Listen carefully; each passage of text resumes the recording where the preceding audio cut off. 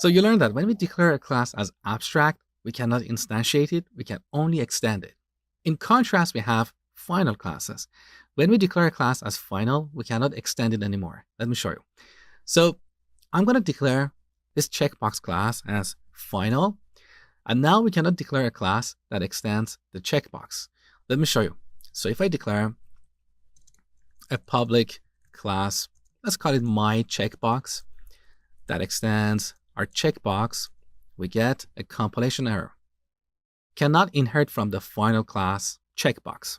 So we use final classes in situations where we are 100% sure about the implementation of a class and we want to prevent other classes from extending that class. Is it something that we use that often? To be honest, no. And we shouldn't really use final classes that often because it prevents us from using inheritance, polymorphism, and many other powerful object-oriented features. But there are situations where the implementation of a class is so specific, we have made so many assumptions in that implementation, especially about changing the state. In those cases, we can declare our classes as final, and this will prevent other classes from extending that class. An example of this in Java is the string class. So we cannot extend the string class because it's declared as final. Now you might be wondering why. Because strings in Java are immutable.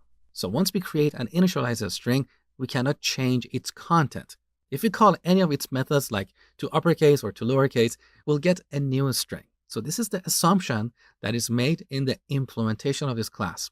People who have implemented the string class have made sure that every method that modifies a string object will in fact return a new instance. That is the reason why they declared this class as final, so we wouldn't accidentally extend this class and break this assumption. So this is all about final classes. In Java, we also have final methods. When we declare a method as final, we cannot override it. Let me show you. So I'm going to delete this line. Now back to our UI control. We can declare this method as final. And now, if you go to our checkbox and try to override one of the methods in the base class, we cannot see the enabled method anymore because it's declared as final. So we use final methods in situations where, again, we have made certain assumptions. We're changing the state of the class in a particular way.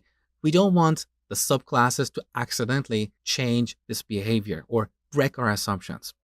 So this is all about final classes and methods.